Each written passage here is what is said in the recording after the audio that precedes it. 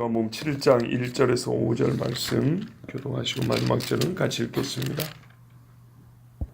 그 후에 예수께서 갈릴리에서 다니시고 유대에서 다니려 아니하심은 유대인들이 죽이려 함이로라. 유대인의 명절인 초막절이 가까운지라. 그 형제들이 예수께 이르되 당신이 행하는 일을 제자들도 보게 여기를 떠나 유대로 가소서. 스스로 나타기를 구하면서 묻혀서 일하는 사람이 없나니 이 일을 행하려 하거든 자신을 세상에 나타내소서 하니. 이는 그 형제들까지도 예수를 믿지 아니함이로라. 아멘. 자, 오늘 예수님이 보시면 그 후에 예수께서 갈릴리에서 다니시고 그 후에가 언제죠? 바로 6장까지 이야기죠. 6장까지 이야기입니다. 왜 그런데 계속 갈릴리에서 다니셨냐 했더니 유대인들이 죽이려 함이었다 그랬습니다. 여러분 좀 뭔가 좀 이상하지 않습니까? 예수님 계속 갈릴리에서 사역하고 있거든요. 그런데 유대로 안 가려고 하신 이유는 유대 땅에 가면 유대인들이 죽이려고 하기 때문이다 그랬어요. 뭐 예수님이 유대에서 무슨 일 하신 거 아니잖아요. 그죠? 어떻게 이해해야 될까요? 유대 땅에 있는 사람들이 갈릴리에서 예수님이 하신 일을 들었다는 얘기입니다. 전에 듣고 분기가 막 솟아났다는 얘기입니다. 결정적으로 뭐가요? 자기를 생명의 떡이라고, 나를 먹어라, 내 피를 마셔라, 이 이야기가 삽시간에 소문이 났겠죠. 왜 삽시간이냐? 밀물듯이 왔다가 썰물 빠지듯이 나갔단 말입니다. 이 사람들이 예수님의 이야기를 했을까요? 안 했을까요? 당연히 했겠죠. 그리고 이 오병이어의 사건과 예수님이 가버나움에서 이 따라온 사람들에게 자기가 누군지 가르쳤던 이 일은 6월절이 가까울 때 일어났다 그랬어요. 그러면 6월절 절기 지키러 예루살렘 올라가가지고 얘기했을까요? 안 했을까요? 했겠죠. 그렇지 않아도 예수님은 소문이 이제는 모르는 사람이 없을 정도로, 여리고의 삭개오가 알고 있을 정도로 바닥에 퍼졌는데, 거기다가 예수님이 예전에 예루살렘 왔을 때도 유대 땅에 돌아다실 때도 화가 났는데 말이죠. 이제 결정적으로 자기가 우리를 위한 말 그대로 대속물이라고 얘기를 하니, 광야에서 죽었던 사람들 취급을 하고 자기를, 유대인들 입장에서 말이죠, 그리고 자기를 모세보다 높은 자라고 설교하는 것이라고 그랬어요. 분명히 그랬으니 자칭 모세의 제자라고 하는 사람들이 가만히 있을 수 있겠습니까? 이 소식을 듣고 말 그대로 오기만 해봐라 이러고 있는 겁니다. 그래서 예수님이 어쨌다고요? 못 간 거예요? 안 간 거예요? 안 가신 거예요. 못 갔다 했다는 말은 그 죽을 것이 두려워서 안 간 것, 이걸 못 갔다 그러지만 예수님은 두려워서 그런 게 아니고 사실은 시간이 있으면 11절까지 한꺼번에 가야 되는 거예요. 적어도 9절까지 한꺼번에 가야 되는데 우리가 시간이 없기 때문에 나눠 먹어요. 때가 이르지 아니했기 때문에 안 간 거예요. 예수님이 마지막에 예루살렘 올라갈 때는 어떻게 합니까? 내 때가 이른 줄 알고, 그죠? 자기가 아버지께 올라갈 때가 이른 줄 알고 가셨다 그랬어요. 그때 제자들이 뭐라면 그때는 왜 자꾸 가려고 하십니까? 그래서 예수님이 가셨다고요. 예수님은 자기의 때를 아셨기 때문에 지금 안 간 거예요. 그런데 문제가요, 마침 유대인의 명절인 초막절이 가까운 거예요. 와, 여러분, 모세 당시에 세워진 절기가 이때까지 약 1500년 동안 지켜져 왔습니다. 일단 이 점에 대해서는 우리가 감사해야 되고요. 유대인들이 참 잘못한 거는 결정적으로 너무나 많지만 이 절기를 지켜왔다는 것에 대해서는 잘했다고 해줘야 돼요. 적어도 이 절기는 포로기를 겪고 난 후에 느헤미야 시대부터 다시 제대로 지키기 시작했다는 걸 볼 수 있거든요. 그러면 이 궁핍한 중에 적어도 절기는요, 표현이 좀 그렇지만 부하건 가난하건 최소한의 재물이 필요합니다. 자기의 이 삶을 위한 많은 것들을 포기를 하면서 지켜야 됩니다. 적어도 그 시간만큼은 그 무엇보다 하나님의 언약이 가장 앞서고 중심에 있어야 됩니다. 그렇기 때문에 절기를 지켰다는 것은 절대로 우리가 가볍게 보아서는 안 됩니다. 초막절은 유대인이 지키는 3대 절기, 즉 남자가 하나님 앞에 와서 자기 몸을 보호하고 빈손으로 오지 말지니. 그래서 그거예요. 시간도 많이 걸리지만 생업을 두고 와서 하나님 앞에 제물을 바쳐야 되는 그런 절기입니다. 자, 여기에 유대인의 명절이라고 그랬어요. 그래서 어떤 분들은 이렇게 말합니다. 유대인이란 말, 예수님과 상당히 그 적대적인 관계들이잖아요. 그래서 아주 형식적이고 허례의식에 가득 차 있는 그런 절기로 폄하하려고 말하기도 합니다. 그러나 그렇게 보면 안 됩니다. 그래 볼 게 아니고 무슨 말이냐면 유대인의 명제라고 이렇게 강조한 이유는 유대인 남자인 예수님이 반드시 올라가야 된다는 것을 얘기하려고 하는 것이지, 이 사람들이 초막절 지킨 것마저도 자기들의 구주는 모르고 말이야, 이 절기가 예표하는 구주는 모르고 말이야, 형식적인 것만 지키고, 그건 아닙니다. 이해되시죠? 이 절기 지키면서 주님이 오면 만나면 되는 겁니다. 그래서 만난 자들도 있는 거고요. 안타깝게도 못 만난 자가 대부분이어서 문제있지만 이 절기 자체를 욕하는 게 아닙니다. 본문의 의도는 그게 아니고, 예수님도 유대인의 명절을 지킬 남자로서 책임이 있다, 그 말입니다. 낳은 지 8일 만에 할례를 받으시고, 할례를 받을 때 정식으로 이름을 부여하여 이름을 예수라 이렇게 붙여준 겁니다. 이미 알고 있었지만 그걸 아셔야 됩니다. 성경에 예수님은 율법 아래 나셨다고 그랬어요. 자, 그래서 예수님이 어찌해야 된다고요? 초막절에 어떻게 해야 됩니까? 예루살렘에 올라가야 되죠. 올라가야 되는 겁니다. 그러니까 이 아이가 맥락이 연결되죠. 그 형제들이 그러잖아요. 유대로 가십시오 그러잖아요. 이해되시죠? 자, 그런데 여기서 우리가 하나 또 생각할 게 있어요.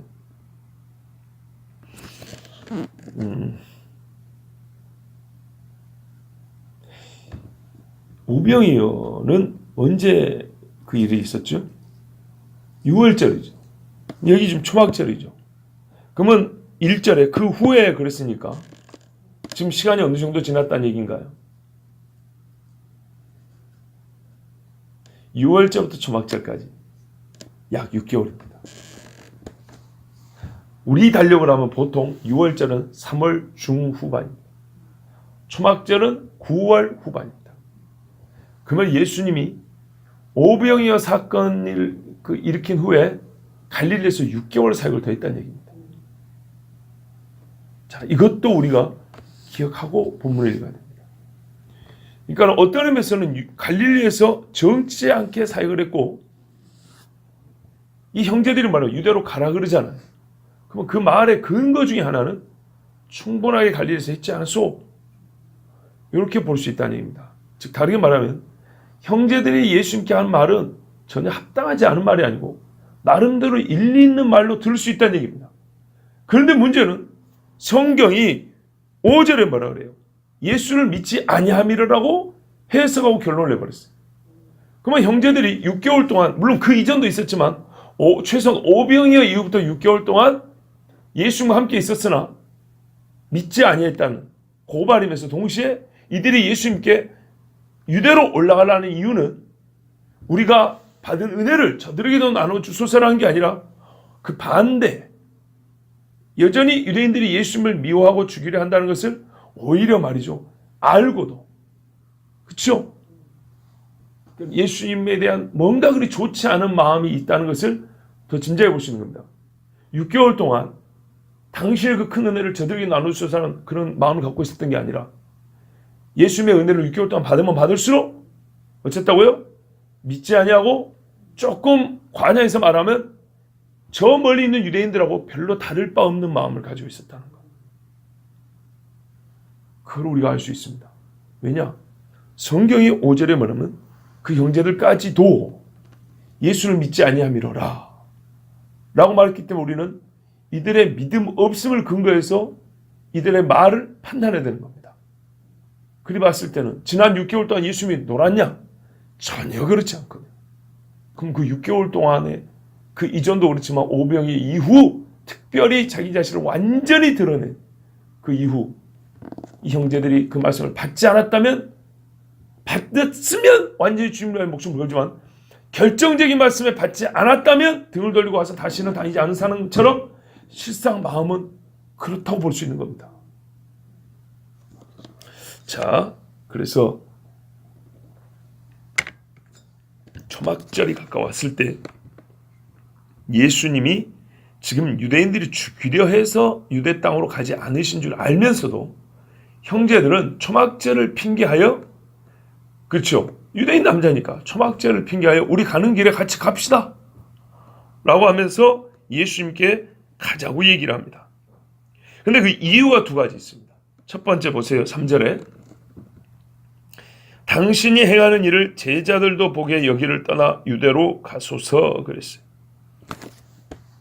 유대인들은 말입니다, 그리스도는 예루살렘에 온다고 생각을 했죠. 당연히요. 그리고 그래서 그리스도가 온다면 그의 제자들은 예루살렘에서 형성이 될 거라고, 그리고 예루살렘에 늘상 있어야 된다고 생각을 했어요. 이거 완전히 틀리진 않습니다. 예수님도 뭐라고 했어요? 부활 후에 흩어져 있는 제자들을 다시 예루살렘을 모았습니다. 그렇죠? 뭐라면 이 성을 떠나지 말고 머물러 기다리라 그랬어요. 뭘요? 성령을. 여기서부터 시작이라고요. 보면 예루살렘에서부터. 그러니까 이게 완전 틀린 건 아니에요. 나름대로 보세요. 논리적 근거는 있어요. 당시 그리스도라면 우리가 알거니와 그리스도는 예루살렘의 보좌를 세울 것이고 거기서 자기 백성, 자기 제자들을 일으킨다고 보통 유대인들은 이렇게 알고 있는데, 아니 그리스도 하면서 왜 자꾸 변방이 있냐 이 말이죠. 예루살렘 올라가라. 거기다가 명절이니 이 타이밍이 얼마나 좋냐. 그죠? 장막절이잖아요. 초막절. 하나님 우리가 함께 하시는 이때 너무 좋은 타이밍이라는 거죠. 나름대로 일리 있어요. 자, 이래서 올라가라 그랬어요. 그런데 궁금한 게 있죠. 뭐라고요? 제자들도 보게. 여기서 말하는 제자들은 12제자가 아님이 분명합니다. 왜냐? 이 제자들은요, 표현이 그렇지만 기적, 예수님 행하는 일 볼 만큼 다 봤어요. 그렇죠? 근데 또 결정적인 증거는 유대 땅에서 해야 본다는 거잖아요. 지금 갈릴리에서 다 봤는데, 무슨 말하면 아까 말한 것이, 그러니까 이게 이제 필요한 지식이에요. 메시아는 예루살렘에서, 즉 유대에 있는 예루살렘에서 그의 제자들을 세운다는 게 우리가 알고 있는 지식인데, 그렇다면 당신들이 변방 갈릴리에서 제자들 몇 명 끌고 다니면서 그럴 게 아니고 저 예루살렘에 가가지고 지금 무슨 말이에요? 익명의 제자들, 아직 나타나지 않은 제자들, 숨어있는 제자들을 일으켜서 그 수많은 사람들을 제자로 만들면 누가 당신을 해코지 하겠냐. 그럴듯하죠? 예? 그러니까 거기 가서 당신의 기적을 보이란 말이에요. 형님, 여기서 형제들하고서 꼭 한 배에서 태어난 그 자식들만 말한다고 보는 게 아닙니다. 친족들도 포함할 수 있습니다. 그러니까 집안 형제들이 와가지고 말이야, 사촌들도 와가지고, 형님 그러지 마시고 올라가시오. 가서 거기서 제자들 이렇게 하면 될 거 아니오? 그래야 우리 집안도 어떻게 해? 참, 하여튼 이래서 이제 이 사람들이 이렇게 말한 거예요. 자, 여기서 한편 생각할 게 뭡니까? 갈릴리에서 12명 우습게 본 거죠. 우리가 이 편을 생각하면 그 반대편이 보이거든요. 갈릴리에서 12명이 어떤 의미가 있는지 모르는 거예요. 갈릴리에서 사역과 12명이 뭔지 모르는 거예요. 깊이 한번 생각해 보시기 바랍니다. 자, 그리고 두 번째 이유를 들었어요. 그러니까 일단 뭐 때문에요? 당신이 뜻하는 제자들을 일으키려면 그게 더 낫다. 그게 유대인들의 관념이 더 맞고 그게 합당하다고 말하는 거예요. 아주 합리적인 거죠. 두 번째 이유는요. 그리고 형님 말씀 들어보니까 자기가 그리스도 메시아라고 말을 하는데 이거 숨겨놓을 이야기 아니지 않소? 그러면 나타나기를 구하면서, 이건 거짓말 아니단 말이에요. 자기를 나타내러 왔잖아요. 세례요한도 증거했고, 나타나기를 구하면서 왜 스스로 묻혀 삽니까?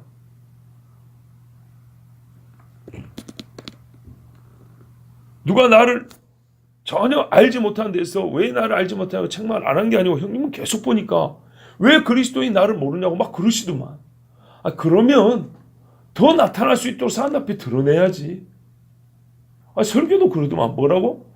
사람이 등불 켜서 말 안 해. 돼 말 있죠?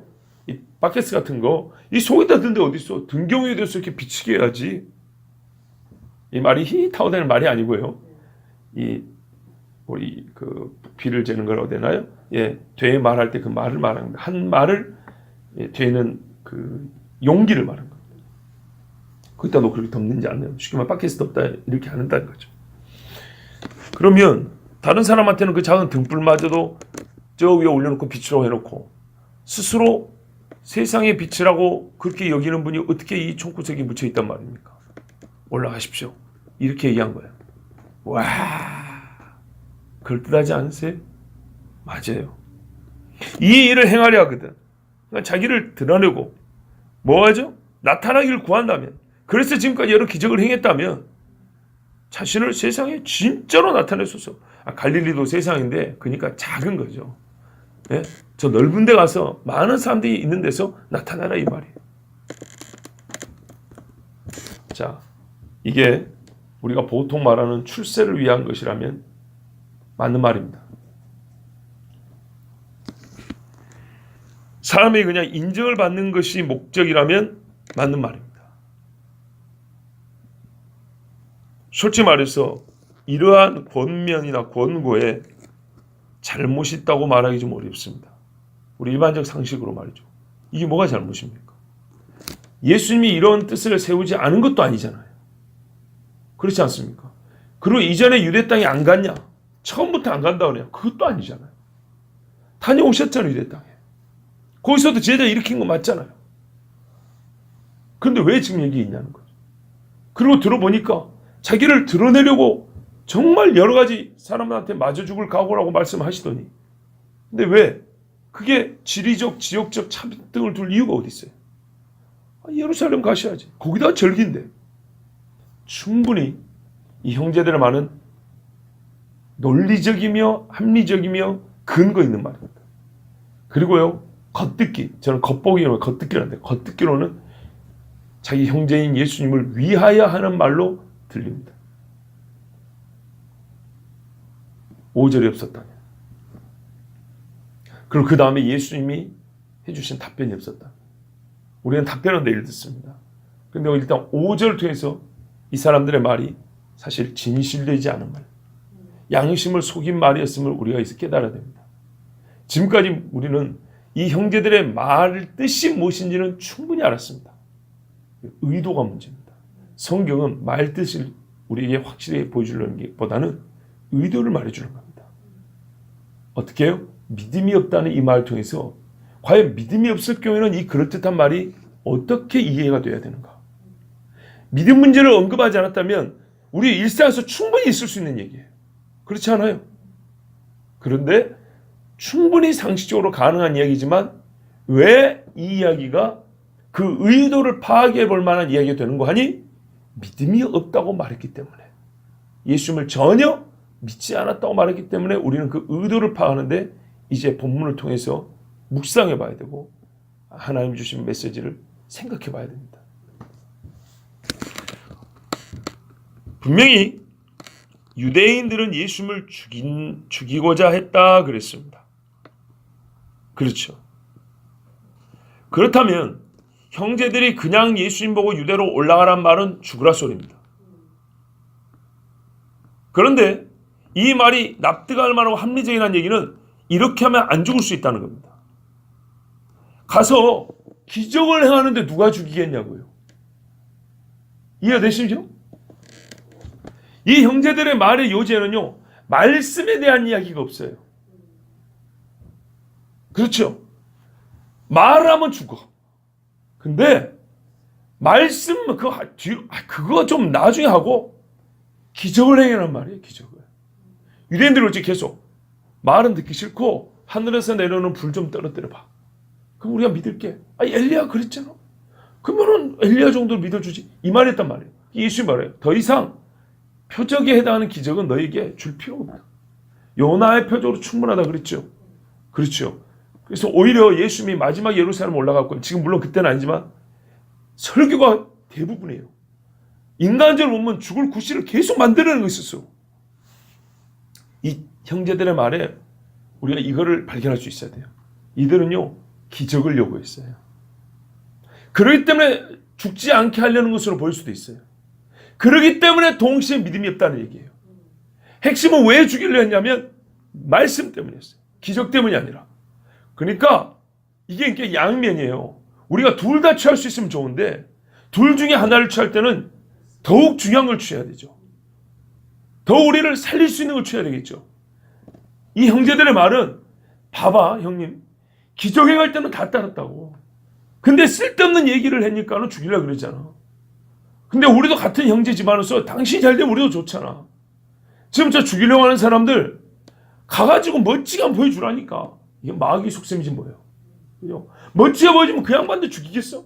아 형님 생각해봐. 문둥병자 살려준데 죽이겠냐고. 배고픈 사람 떡 만들었는데 죽이겠냐? 안정병이 벌떡벌떡 이렇게 죽이겠냐고. 이게 속에 감추는 거예요? 근데 말은 하지 마. 그거 해가지고 사람들 앞에 괜히 죽을 구실 만들어내지 말고 우리는 지금 형님 그 유대인들이 당신 죽이려고 하는데 이 마음을 없애주려고 하는 거라니까. 아니 안전하게 유대인도 좀 다니고 예루살렘도 좀 다니고 해야 될 거 아니에요. 그럼 우리 지금 생각이 세주는 말을 하니까. 말씀하시겠죠? 그렇게 들린다고요. 그리고 그런 마음도 없지 않아 있었을 거라고요. 그런데 그 편들어주는 것 같고 생각해주는 것 같지만 성경은 단호하게 말하래요. 믿음 없음이라고 끝을 내버렸어요. 왜요? 기적을 보고 따라온 제자들이 아니고 말씀을 듣고 따랐고 영생의 말씀이 주께 있사오니 우리가 뉘게로 가오리까 이래서 주님을 따랐다는 얘기죠. 그런데 결정적으로 죽어도 좋으니 이 말씀을 전했던 게 예수님의 뜻인데 이 사람들은 예수님의 생명을 보존해주기 위해서 그 미움을 없애주려고 생각하는 척하지만 실상은 예수에게서 뭐예요? 그리스도됨을 주어버리는 거예요. 이런 생각은 아무짝에 쓸모없는 거라고요. 신앙인들이 아무리 무엇을 생각해 주는 것 같지만 결정적으로 뭐예요? 그러니까 예수 좀 작작 믿어. 이런 말은 쓸데없는 소리라고요. 생각해 주는 당신은 죽어도 예수는 죽지 않았어요. 네? 지금 배고픈 나에게 당신이 쌀 한 말 갖다 주면서 그러니까 이 사람아 교회 좀 작작 다녀. 그래도 나는 그 양식 없어 죽더라도 나는 영생을 얻는 하나님의 아들 예수 그리스도의 살과 피로 먹고 영원히 살아요.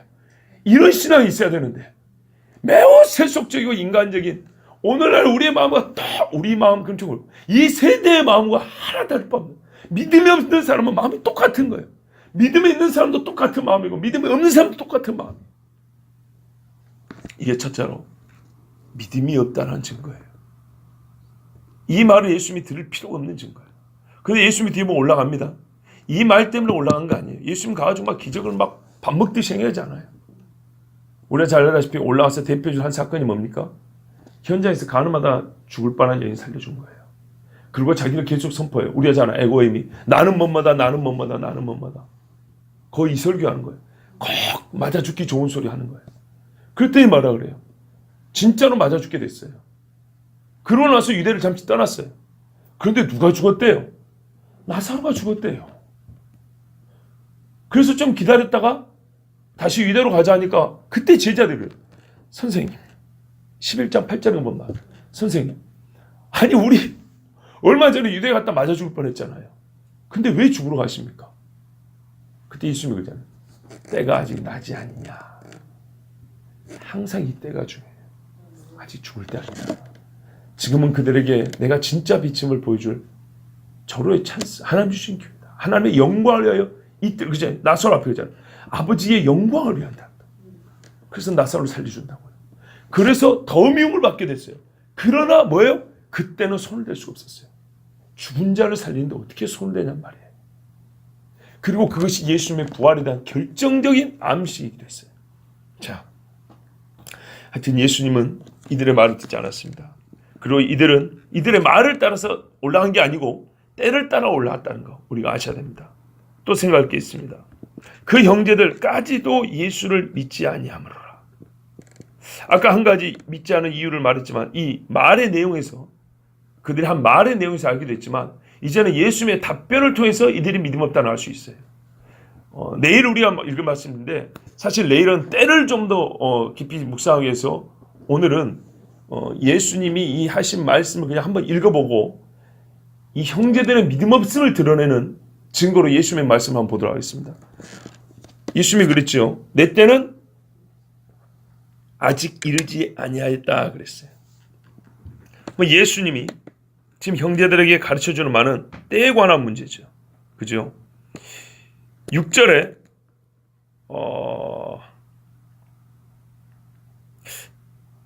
좀 다른 것 같긴 한데요.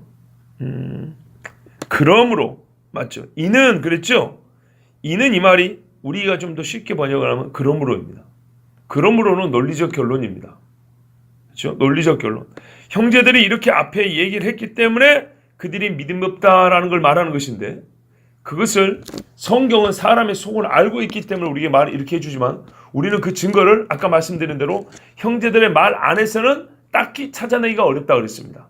찾아낸 것은 기정문 살리고 말씀을 없애버리는 거기서 우리가 결정적인 증거를 찾을 수는 있다고 했습니다. 근데 더 많은 증거는 어디냐면 뒤따르는 예수님의 말씀이라고 그랬습니다. 그게 때에 관한 문제인데요. 한마디로 이들은 때를 모른다는 겁니다. 때를 모르기 때문에 믿음이 없다고 얘기한 겁니다. 아시겠죠? 자, 유대인들이 예수님을 미워합니다. 죽이려 합니다. 그래서 형제들에게 죽으라고 하는 직접적 의도는 있다고 보기 어렵지만 죽이려는 줄 아는 자들에게 예수님을 올라가라 했던 것은 아까 말씀드린 대로 기적을 행하면 죽이지 않을 거다라고 그 정도는 했을 수 있다는 얘기입니다. 자, 여기까지는 받아들일 수 있는데 결정적으로 그들이 믿음 없음을 증거한 것은 6개월 전에 5,000명의 사람들이 나와서 떡을 먹고 그 다음날 제자 중 11명 빼고 가룟 자를 포함해서 사실상 모두가 예수님을 버렸다는 겁니다. 무슨 말이냐면 그 많은 기적을 맛보고도 하루아침에 예수님의 말씀 듣고 다 예수님을 떠나버렸다는 얘기입니다. 그렇죠? 자, 이거를 가버나움에 있었던 사람들은 압니다. 그러니까 여러분 이 형제들이 그걸 봤단 말이죠. 그런데 여전히 뭐라고요? 기적을 행하면 제자가 되리이다. 이런 헛된 생각을 갖고 있다는 거죠. 자, 아까 맨 처음에 제가 이 형제들이 기적만 남겨놓고 말씀을 빼버렸다는 말하고 지금 한 말하고 무슨 차이? 지금 똑같은 소리 반복한 거 아니냐? 약간 다릅니다. 무슨 말이냐면 처음에 기적만 남겨놓고 말씀을 빼버렸다는 것은 오병이어 사건이 없어도 우리가 일반적으로 생각할 수 있는 관념에서 나올 수 있는 얘기입니다. 무슨 말씀 아시겠죠? 보통 때도 우리는 그런 정도로 생각할 수 있다고요. 기적을 행하면 믿지 않겠냐? 보통 예수 믿으면 기적을 행해보라. 보통 때도 그럴 수 있다는 얘기입니다. 지금 드린 말씀은 6개월 전에는 그게 실제로 하는 실증이 있었다는 얘기입니다. 실증이 있었음에도 불구하고 형제들은 그걸 까마득하게 잊고 기적과 무관하게 사람들은 말씀에 의해서 믿거나 안 믿는다는 것을 생각지 아니하고 그들은 자기 눈앞에 있었던 증거를 스스로 거스르는 말하고 있다는 얘기입니다. 어떤 뜻인지 아시겠죠? 예. 그래서 믿음이 없다고 볼 수 있는 겁니다. 예수님의 형제들의 논리는 주님을 위한 듯하고 합리적 증거를 갖추면 살해 위험을 없앨 수 있다고 논리적으로 조언을 하고 있는 것이지만 이들이 강구한 것은 6개월 전에 사람들이 그리 가버린 것처럼 논리적 증거가 뭐고 소용없이 뭐라고요? 죄인들의 본성은 만물의 증거가 나타나도 창조주 하나님을 알지도 못하고 우상을 숭배하고 거역하는 것처럼 자기들 앞에 그리스도가 나타나고 떡을 5,000명을 넘게 먹여주고 12광주가 남아도 거역하고 배도할 인간이라는 걸 전혀 모른다는 얘기입니다. 이것이 믿음이 없다는 증거입니다. 하나님이 이게 무슨 말? 이 사람들은 아직도 하나님이 타락한 인간에 대하여 내린 정의를 모른다는 거예요. 예수님이 그날 숱하게 보여준 기적과 말씀 통해서 쉽게 말하면 인간론을 모른다는 얘기예요. 인간론이 비뚤어진 사람은 그리스도론도 당연히 비뚤어집니다. 그리스도론이 바로 세워지게 되면 반드시 인간론도 정립되게 됩니다. 그러니까 이들은 봐보세요. 기대하는 게 뭐예요? 예루살렘 올라와서 기적 행해봐. 그러면 그 사람들이 제자 되지 않겠어? 라는 것은 어떤 인간론을 전제한 거예요? 기적만 조금 보면 완전히 하나님의 아들을 깨달을 수 있는 눈을 가진 인간이라는 아주 잘못된 인간론을 갖고 있다는 얘기입니다. 6개월 전 사건을 보고도 그리고 자기 형님 예수님도 모르는 겁니다.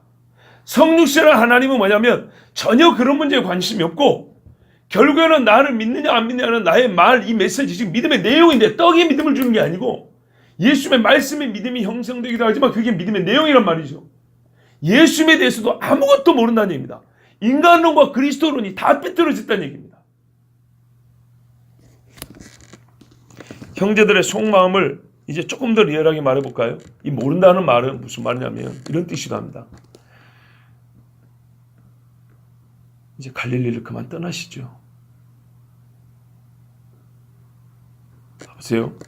거라사 지방에 귀신 들린 자가 있었습니다. 옛날에 우리 촌에 살면서 귀신 든 사람들 더러 봤거든요. 얼마나 무서운지 모릅니다. 제가 몇 번 제 어린 시절 이야기했죠. 우리 동네에도 귀신 든 사람 몇 사람 있었는데 어쩌다가 한 번씩 귀신이 왔다 갔다 하는 게 아니라 아예 그냥 털을 잡고 사는 사람. 바로 학교 정문 앞에 귀신 든 청년이 한 사람 있었어요. 제가 알기로 그 집에 세파트 개도 키웠어요. 개집 있죠, 개집. 그 집 개도 사납고 막 집을 물어 뜯어버리니까 거기다가 이 사람은 진짜 성경대로 묶어놨어요. 그 집 옛날에 마루잖아요. 마루 나무 기둥 이렇게 써있죠. 거기다가 줄인가 쇠자수를 묶어놨다고요. 성경 그대로. 근데요, 귀신이 들면 작두 탄다 그러죠. 주먹으로 쳐서 나무 기둥을 불러뜨려 버린다니까요. 근데 거기에 조그만 애들 학교 가려면 얼마나 무섭겠어요. 우리는 학교 다니면서 그 사람을 봤단 말이에요. 성경 근데 마가복음에 걸어서 귀신이 딱 나오니 그대로예요, 그대로. 자, 동네에 이런 사람 있으면 여러분 그 사람 고쳐지든지 아니면 다른 데로 가버리든지 그랬으면 좋겠죠. 실제 그렇습니다. 우리 자식들 겁나서 다니겠어요. 내 자식들 죽이거나 해코지하면 어쩌려고. 그런데 말입니다.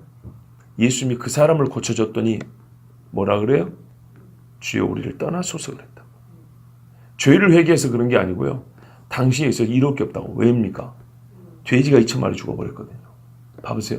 한 사람의 정신이 온전케 되어가지고 주님을 따라가겠다고 했던 이 변화된 모습에 감사한 게 아니고 돼지 2,000마리 손해본 것 때문에 주님 우리를 떠나소서 한 게 이게 인간이라고요. 내가 예수님 믿고 구원 얻으면 사실 내가 가진 재산을 이런 분들은 어떻게 어쨌습니까? 예? 또 줍니다 그거는. 그런데도 말이죠. 이 사람들은 정말 그리스도 메시아를 기다렸고 같은 동네 사는 사람을 사랑하는 것 같았지만 이 귀신 들린 자가 진짜 마귀 같은 사람이 정상으로 돌아온 것보다는 돼지 2,000마리 때문에 제발 떠나가라 그랬어요. 자 봐보세요. 유대인들의 미움을 당하면 갈릴리 사람들 어때요? 좋을까요? 다윗에게 구원을 받았지만 사울이 다윗을 죽이러 쫓아오자 그 일날 사람들은 사울에게 다윗을 내어주려고 그랬습니다. 성경에서 인간을 배우셔야 돼요. 성경에서. 이 속마음이 그겁니다. 유대인들과 갈릴리. 사실 갈릴리는 어떻게 해서라도 유대인들에게 같은 유대인들입니다. 이방인처럼 취급을 받고 있기 때문에 더 이상 이 뭐랄까요? 인식이 말이죠. 갈릴리인에 대한 인식이 더 떨어지면 안 되겠죠. 근데 예수님 때문에 저 유대 땅에 있는 유대인들이 갈릴리 지역에 있는 유대인들을 좋게 볼까요? 죽이려고 하는 자가 감싸고 있는 그 동네 사람 좋게 볼까요? 기적도 맛볼 만큼 받고 들을 말씀도 들을 만큼 들었으니까 이제 어떻게 하라고요? 가시오. 그 말입니다. 자, 교묘하게 그리스도를 높여주는 듯 했어요. 실상은 높여주는 말처럼 들렸어요. 사람 앞에 나라고 하면 당신이 명예를 얻을 거 아닙니까? 그렇지만 그리스도가 떠나기를 바랬던 것입니다. 바로 이것이 그들이 아직 변화되지 못한 상태였다는 것을 보여줍니다. 그들의 말의 논리는 쉽게 말하면 사람에서의 영광을 취할수록 인생을 성공한 자가 아니겠냐라는 일반적인 관념이 있을 뿐입니다. 그것을 예수님에게 주입하려고 했을 뿐인데 예수님은 사람에서의 영광을 취하지 아니하기 때문에 그들의 말을 듣지 않으셨고 성경은 그들을 가리켜 예수를 믿지 않는 자들이라 이렇게 말씀을 했습니다. 육신적으로 잘 보이기를 바라는 자로 예수님을 생각한 겁니다. 그렇죠. 오히려 거꾸로 이랬죠. 형님 무슨 말씀인지 다 알겠습니다. 그러면 지금 가서 죽으십시오. 역설적으로 이랬으면 오히려 더 믿음 있는 자가 됐을지 몰라요. 우리는 빨리 당신의 죽음으로 대속받기를 원합니다. 그랬으면 오히려 겉보기는 예수님의 형제가 죽기를 바라지만 실제로 믿음 있는 자가 됐을지 몰라요. 근데 이들은 그들이 갖고 있는 모든 불신의 가치관들을 가지고 예수님을 설득하고 예수님을 갈릴리에서 떠나보내게 하는데 애를 썼어요. 그러면서 한편 예수님을 조롱하는 어감도 있고 자기들의 안위를 확보하려는 교묘한 속셈도 여기 다 드러냈어요.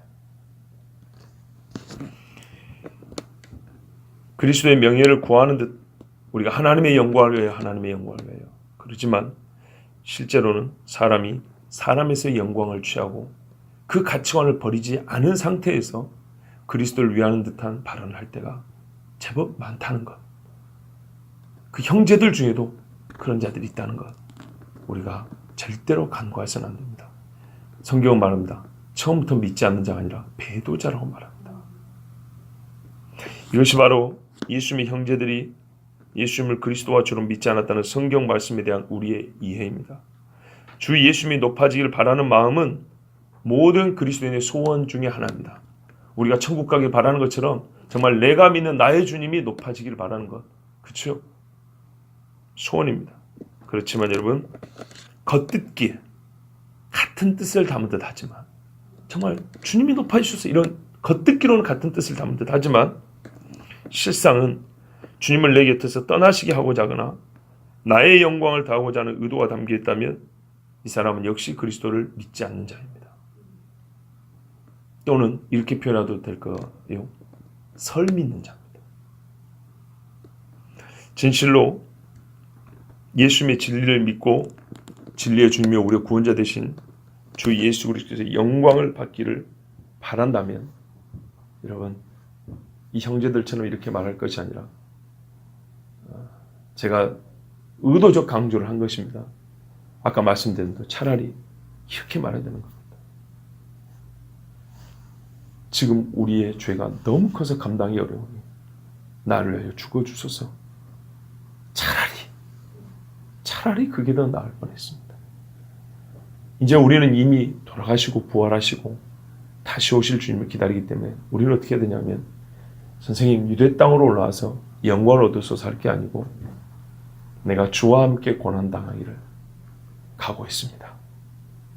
주께서 나타내시고자 하는 곳에 내 입술에 하나님 말씀 담아주시고 기적이 있으면 좋지만 없어도 좋습니다. 정말 주께서 이 땅에 그 말씀하심으로 죽었던 그 증거를 나에게 주셔서 나도 주를 위하여 죽게 하옵소서. 이것이야말로 진짜 이 마지막 때에 믿음 있는 자로 드러날 것이고 스데반과 같이 진짜 주의 영광 받으심을 볼 수 있는 하나님의 자녀가 될 믿음의 증거라고 믿습니다. 꼭 이 복이 우리 모두에게 있기를 바랍니다. 기도하겠습니다. 하나님 아버지 감사합니다. 오늘도 살아가는 자녀들 기억하여 주시고 부르시